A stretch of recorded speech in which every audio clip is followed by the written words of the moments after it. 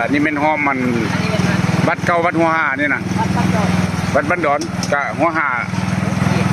พระเจ้าจกเอาทรายไว้นี่โยนดินไปขายแถวนี้เพิ่ง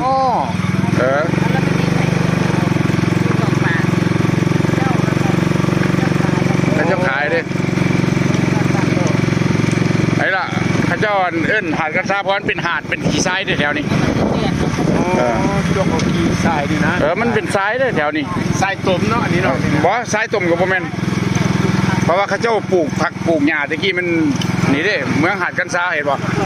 ปลูกหญ้าปลูกยังปฏิบัติเขาเจ้าขุดแท้ๆมีขี้ทรายเห็นบ่ทางนุ่มหันแล้วเขาเจ้าเมืองบ้านหาดกันซา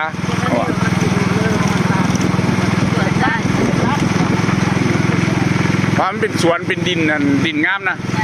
ขั้นข้างหน้าเขาจะทรายแก้มต้มบ่บัดคุณลงไปเป็นทรายเลยบอกเขาจะขุดต้นกินคันนั่งเครื่องเลยเป็นทรายแก้มต้มทรายแก้มต้มเพราะน้ำมันกว่ำเลยล่อแล้วทั้งลุ่มทรายงามทั้งลุ่มมันแท้มันทรายอะไรมันดินสวนมันจึงงามอยู่นี่นี่ล่ะบ้านหาดกันซามันจึงว่าแบ่งเป็นวัดดอน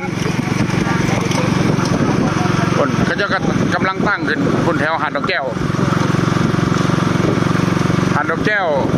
เขาขี่ไก่มากินเป็นนั่นแยกแจ้งไปย่างเด้เขาขี่รถกลับเลยนะแบบมันทางยากเลย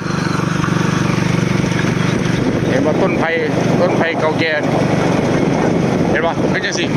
เอาเบิ้งสิว่าดินทรายแก้มต้มทั้งพื้นเป็นทราย